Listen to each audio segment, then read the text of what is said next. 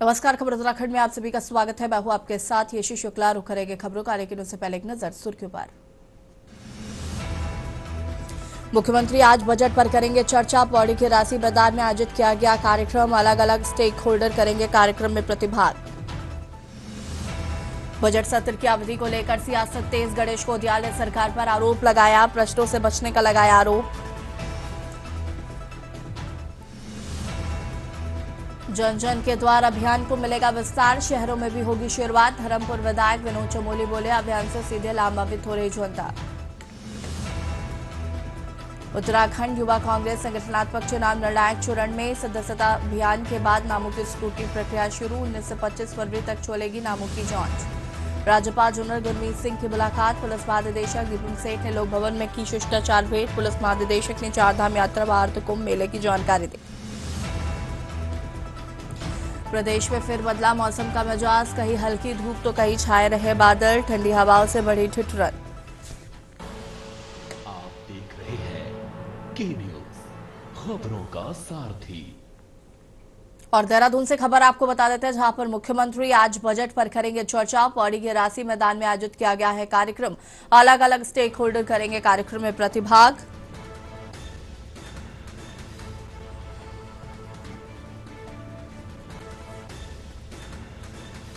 आमजन के लिए भी जाएंगे बजट के सुझाव। 9 से 13 मार्च तक चलेगा उत्तराखंड सरकार का बजट सत्र। गैरसैंण के भराड़ीसैंण में आयोजित किया गया है बजट सत्र।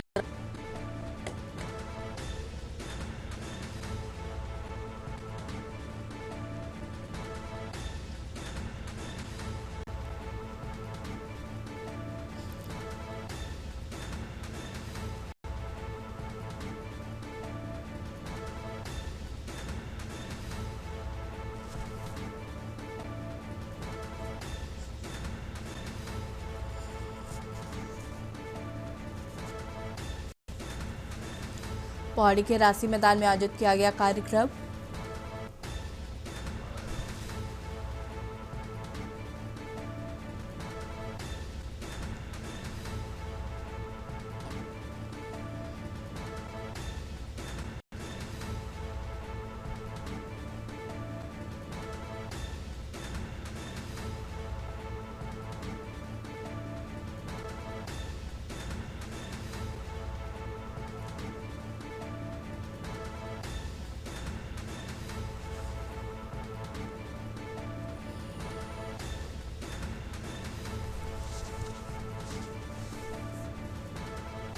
मुख्यमंत्री आज बजट पर करेंगे चर्चा। देहरादून से खबर।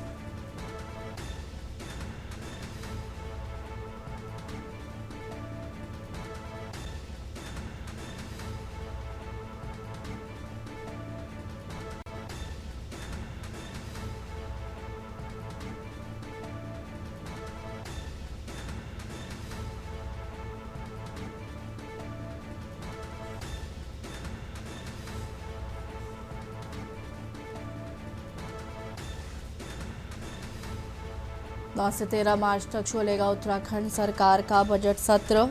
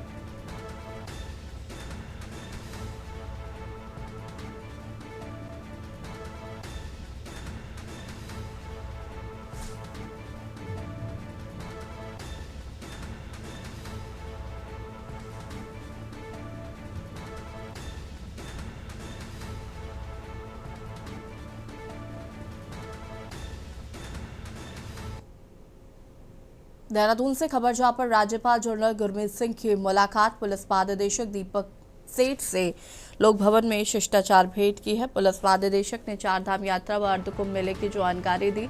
रियल टाइम मॉनिटरिंग को प्रभावी बनाने के लिए की चर्चा।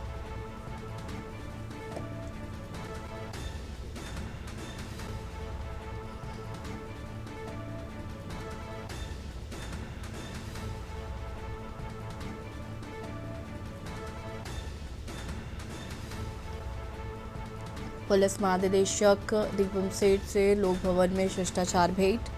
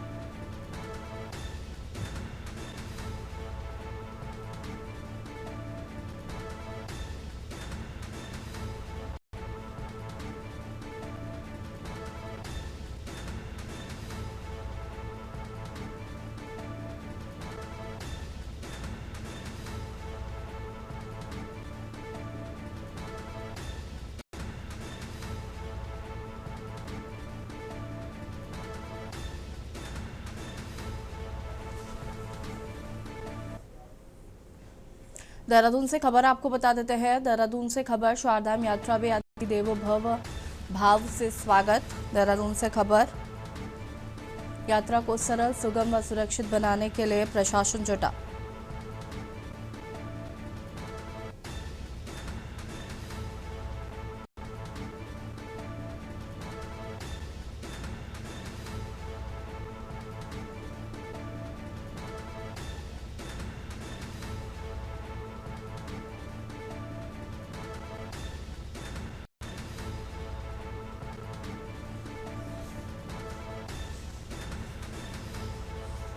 वाहनों की फिटनेस अनिवार्य, ग्रीन कार्ड जरूरी।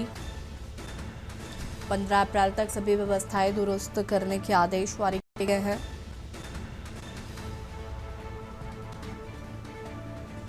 चारधाम यात्रा में अतिथि देवो भव भाव से होगा स्वागत। यात्रा को सरल, सुगम, सुरक्षित बनाने के लिए प्रशासन तैयारियों में जुटा।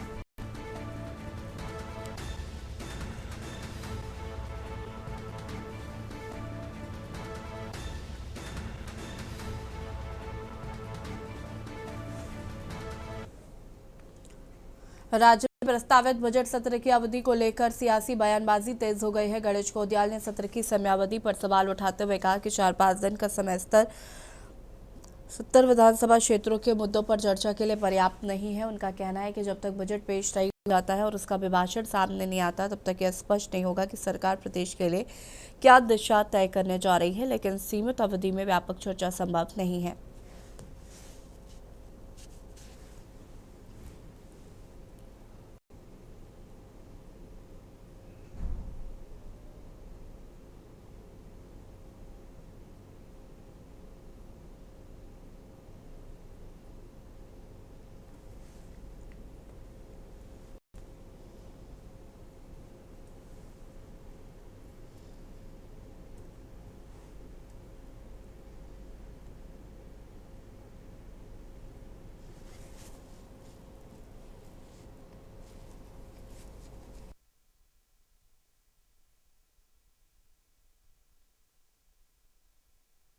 पहले ही कहा है कि उत्तराखंड प्रदेश के 70 विधायक सत्र से संतुष्ट हो सकें और अपने क्षेत्र में उठने वाली बातों का निराकरण सरकार से पाकर अपने अपने क्षेत्रों में जा सकें। इसके लिए आवश्यक है कि सत्र की अवधि कम से कम 1 महीना होनी चाहिए और अगर 1 महीना न हो तो कम से कम दो सोमवार तो होनी ही चाहिए, क्योंकि मुख्यमंत्री जी हमेशा सोमवार के दिन को इस तरह अलग कर देते हैं कि उन्हें प्रश्नों का जवाब न देना पड़े।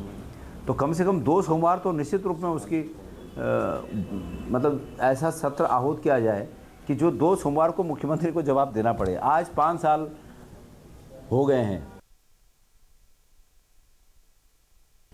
और यहाँ रुकेंगे छोटे से ब्रेक के लिए, जो लाजिर होता है। आप देख रहे हैं के न्यूज, खबरों का सारथी। ब्रेक के बाद एक बार फिर से आप सभी का स्वागत है। विधायक विनोद चमोनी ने कहा है कि सरकार जनता के द्वार कार्यक्रम अपने अंतिम चरण में पहुंच चुकी है। जन जन की सरकार जन जन के द्वार अभियान फिलहाल ग्रामीण क्षेत्रों में जिला पंचायत स्तर पर संचालित किया जा रहा है और अधिकांश स्थानों पर यह लगभग पूर्ण हो चुका है। विधायक ने बताया कि कुछ ऐसे जिले हैं जहां पर तय कार्यक्रम के अनुसार अभी पूरी पहुंच नहीं हो पाई है। इसे देखते हुए अभियान की अवधि बढ़ाई जाएगी ताकि कोई भी क्षेत्र छूट ना जाए। उन्होंने कहा कि जैसे ही ग्राम पंचायत के जिला पंचायत स्तर का कार्य पूरा होगा, इसके बाद इस अभियान को शहरी क्षेत्रों में भी शुरू किया जाएगा। देखिए, सरकार जनता के द्वार जन जन की सरकार, ये अभियान इस समय अंतिम चरण में है और ग्रामीण क्षेत्रों में अभी तक जिला पंचायत स्तर पर ये चल रहा है और लगभग समाप्ति पर है। लेकिन जो मेरी जानकारी है, अभी इसकी अवधि बढ़ेगी, क्योंकि कुछ ऐसे डिस्ट्रिक्ट हमारे हैं जहाँ अभी तक ये जो हमने तय किया था जहाँ तक पहुँचना है वो पूरा नहीं हो पाया, तो इसकी अवधि बढ़ेगी। और इसके बाद जैसे ही हमारा ये ग्राम सभाओं का, जिला पंचायत का ये काम पूरा हो जाएगा पंचायतों का, उसके बाद हम शहरों में भी इसको प्रारंभ करने जा रहे हैं। इसके माध्यम से बहुत लोग जुड़ रहे हैं और बहुत लोगों को इसका लाभ भी मिल रहा है। तो मैं समझता हूँ बहुत सकारात्मक कार्यक्रम सरकार द्वारा ये अभियान चलाया गया है जिसका जनता को लाभ पहुँचे। भारतीय युवा कांग्रेस के तत्वाधान में उत्तराखंड युवा कांग्रेस के संगठनात्मक चुनाव और सदस्यता अभियान ने अब निर्णायक चरण में प्रवेश कर लिया है। हाल ही में चुनाव प्रक्रिया के तहत स्क्रूटनी जांच की औपचारिक शुरुआत की गई, जिससे आगामी संगठनात्मक ढांचे को अंतिम रूप देने की दिशा में महत्वपूर्ण कदम माना जा रहा है। और इसी क्रम में चुनाव प्राधिकरण के PRO प्रकाश कुमार ने जानकारी देते हुए बताया कि सदस्यता अभियान के बाद अब नामों की जाँच की प्रक्रिया शुरू हो चुकी है और ये स्क्रूटनी जाँच 19 तारीख को सुबह 9 बजे से प्रारंभ होकर 25 फरवरी की शाम 5 बजे तक जारी रहेगी। इस दौरान सदस्यों के नाम ऑन होल्ड पर रखे गए, उन्हें अपने विवरण में आवश्यक सुधार कराने का अवसर दिया गया है।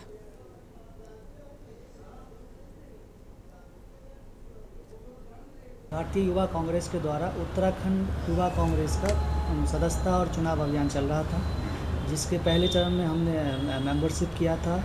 मेंबरशिप कंप्लीट हो चुकी है और मेंबरशिप की स्क्रूटनी आज दिनांक 19/2/2026 को सुबह 9 बजे से स्टार्ट हुई है, जो 25 फरवरी शाम 5 बजे तक चलेगी।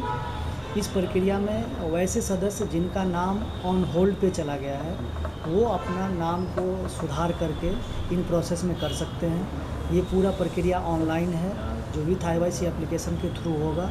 तो मेरे सभी युवा साथियों से अनुरोध होगा जो 25 तारीख को शाम 5 बजे से पहले अपने मेंबर में सुधार करवा लें। जितने भी कैंडिडेट हैं उनसे अनुरोध होगा। उत्तराखंड देवभूमि अपने शांत और अध्यात्म नगरी से देश दुनिया में जाने जाने वाली भूमि है। बीते लंबे समय से इस नगरी को मानो किसी की नजर लग गई है। तो ये हाल है कि बढ़ते अपराध और कानून व्यवस्थाओं को लेकर सरकार और पुलिस प्रशासन मुंह ताकता हुआ नजर आ रहा है। एक रिपोर्ट। राजधानी देहरादून के जिला कोर्ट में बम होने की सूचना मिलते ही हड़कंप मच गया। कोर्ट परिसर में अफरा तफरी का माहौल है। आनन फानन में कोर्ट परिसर को खाली कराया गया। कोर्ट परिसर से जुडिशरी के अधिकारी और कर्मचारियों को बाहर निकाला गया है। मेल में बम से उड़ाने की धमकी के बाद कैंपस खाली करा दिया गया। सुरक्षा ही सबसे बड़ी जिम्मेदारी, सभी द्वारा निर्देशों का पालन किया जा रहा है। लगातार मिल रही धमकियों के बीच सुरक्षा और सतर्कता जरूरी है, इसमें भी कोई दो राय नहीं। बता दें कि रविवार 16 फरवरी से ऐसी धमकियों का सिलसिला जारी है। सबसे पहले नैनीताल और उत्तरकाशी कोर्ट को लेकर धमकी दी गई थी। अगले दिन पिथौरागढ़, टिहरी, रुद्रप्रयाग और हरिद्वार कोर्ट को बम से उड़ाने की धमकी मिली। ऐसे में एक बार फिर कानून व्यवस्था के साथ आम नागरिकों की सुरक्षा को लेकर कई सवाल खड़े हो गए हैं और राजनीति भी जमकर सवाल सीधे सरकार से है। विपक्ष का कहना है कि अब प्रदेश का आम आदमी जाए तो जाए कहां। अभी एक जजेस एसोसिएशन के उसमें एक ईमेल आया है कि तमिलनाडु में EWS रोकें, अन्यथा नहीं तो आपकी कोर्ट में RDX 12 RDX बम लगा रखा है, अभी उड़ा देंगे करके ये सूचना मिली है। अफरा तफरी का माहौल है। जजेस लोग सब कोर्ट से बाहर आ गए हैं और अधिवक्ता भी सब इधर उधर हो गए हैं। जो क्लाइंटेज हैं वो भी इधर उधर चले गए हैं। डिस्ट्रिक्ट एवं सेशन जज कार्यालय में एक बम की सूचना पुलिस को प्राप्त हुई थी, जिस पर तत्काल कार्रवाई करते हुए एसपी सिटी के नेतृत्व में हमारी BDS टीम, डॉग स्क्वाड और पुलिस के जो कर्मी हैं उनके द्वारा QRT की टीम द्वारा मौके पर खाली करा के सभी चेकिंग अभी करी गई है। ये पिछले 3 दिनों में लगातार जिस प्रकार से मेल के माध्यम से सूचनाएं आ रही हैं, जो पहले उत्तरकाशी, नैनीताल और इधर भी आई है। देखिए, प्रदेश की सुरक्षा को ऐसा लगता है जैसे कोई खतरा पैदा हो गया है, क्योंकि विगत कुछ दिनों से हम देख रहे हैं कि देहरादून में लगातार मर्डर हुए हैं और खुलेआम दिन दहाड़े चौक चौराहों पर ये हत्याएं हुई हैं। उसके बाद अब ये हमारी अदालतों को उड़ाने के लिए जो मेल निकल करके आ रहे हैं, तो ऐसे में ये बात थोड़ा सा सवाल खड़े करती है कि भाई पुलिस कहाँ है, पुलिस क्या कर रही है, क्योंकि प्रदेश में लॉ तो है लेकिन वो ऑर्डर में नहीं दिखाई दे रहा है। एक तरफ हम दावा करते हैं कि हमारी साइबर पुलिसिंग जो है भारत में सबसे अच्छी है, बेहतर है, और दूसरी तरफ इस तरह की मेल आ रही है और हम उन लोगों तक नहीं पहुंच पा रहे हैं। प्रदेश में लगातार हो रही हत्याओं के साथ कानून व्यवस्थाओं पर विपक्षी दल पहले से ही आक्रामक रोकथामी सरकार पर बनाए हुए हैं। ऐसे में कोर्ट परिसर को बम से उड़ाने वाली धमकी भरे ये ईमेल एक बार फिर सरकार सहित आम जनता की सुरक्षा को लेकर बड़े सवाल खड़े करते हुए नजर आ रहे हैं। हालांकि धामी सरकार प्रदेश की जनता की सुरक्षा का दावा जरूर कर रही है, लेकिन अभी तक हुई घटनाओं से प्रदेश में पहले से ही डर का माहौल है और ऊपर से इस तरह के ईमेल कहीं न कहीं भय का वातावरण प्रदेश में जरूर पैदा कर रहे हैं। से ये प्रदेश बना है 25 वर्षों से, आज तक कभी ऐसी कोई घटनाक्रम नहीं हुआ जब यहाँ पर महत्वपूर्ण औद्योगिक प्रतिष्ठान है, सरकारी है, केंद्र सरकारी है। लेकिन यकाएक 2027 के चुनाव से पहले इस प्रकार की घटनाओं का आना, मेल द्वारा अदालतों को धमकी देना, उड़ाने की धमकी देना, ऐसा प्रतीत होता है जैसे यहाँ की सुरक्षा एजेंसियां बिल्कुल सोई पड़ी हैं। उन्हें इसका कोई ज्ञात नहीं है कि किस प्रकार के लोग यहाँ पर रह रहे हैं या किस प्रकार के लोग यहाँ पर राजनीतिक माहौल खराब करने का प्रयास कर रहे हैं। देखिए, जिस तरह से उत्तराखंड में कानून व्यवस्था ध्वस्त हो गई है, पूर्ण रूप से बेलगाम हो गए अपराधी तमाम लोग, पुलिस का खौफ खत्म हो गया, तो ये कोई नई बात नहीं है। जब सरेआम अगर किसी को कत्ल कर दिया जाएगा तो इससे बड़ी बात कही तो धमकियां हैं। अगर आप कत्ल के जो तमाम मुजरिम है उनको नहीं समय रहते हुए पकड़ पाएंगे, तो ये जो धमकियां आ रही है जिनका आपको अंदाजा भी नहीं है कि कौन दे रहा है, कहां से दे रहा है, तो इसमें कहीं ना कहीं पूरे प्रदेश में एक जो घबराहट का माहौल है, और मैं समझता हूँ लोगों को ऐसा लग रहा है जैसे वो सुरक्षित महसूस नहीं कर पा रहे हैं और लगातार एक के बाद एक हत्याएं यहाँ पर हो रही हैं। नहीं, ऐसा लग रहा है कुछ लोग प्रदेश की फिजा बिगाड़ने की कोशिश कर रहे हैं और बम की धमकियां मिल रही हैं। एक जगह पुलिस जाती है तो दूसरी जगह धमकी मिलनी शुरू हो जाती है, तो कहीं ना कहीं माहौल बिगाड़ने का काम हो रहा है और प्रदेश में एक पैनिक खड़ा करने का प्रयास हो रहा है। सरकार मुस्तैद है, सभी जगह हम तैनात हैं और हमने कोई भी इस प्रकार की अगर योजना होगी तो पुलिस उसको विफल करेगी, ऐसा मुझे विश्वास है। फिलहाल पुलिस ने मामले को संवेदनशील मानते हुए जांच शुरू कर दी है। साइबर टीम ईमेल भेजने वालों की पहचान करने में जुटी है, जबकि सुरक्षा एजेंसियां भी अलर्ट है। बुधवार सुबह कोर्ट खुलने से पहले प्रदेश की अन्य जिलों की कोर्ट में पुलिस की टीम ने चेकिंग अभियान चलाया। कोर्ट परिसर में बने कार्यालयों और वकीलों के चैम्बरों और बाहर की दीवारों के आसपास गहनता से चेकिंग की गई। कोर्ट परिसर में खड़े वाहनों की भी चेकिंग की गई है, लेकिन कुछ भी संदिग्ध बरामद नहीं हुआ। सवाल यही है कि आखिर प्रदेश का माहौल खराब कौन करना चाहता है। ऐसे में प्रदेश की सुरक्षा आने वाले समय में कड़ा करना सरकार के लिए बड़ी चुनौती बन गया है, क्योंकि इसी वर्ष चारधाम यात्रा, अर्धकुंभ, नंदराज जात यात्रा सहित चुनाव और कई वीवीआईपी के साथ प्रदेश की जनता को सुरक्षा प्रदान करना सरकार का ही कर्तव्य है। Special desk. और खबर उत्तराखंड में फिलहाल इतना ही। देखते रहिए के न्यूज़ इंडिया। नमस्कार। आप देख रहे हैं के न्यूज़, खबरों का सार।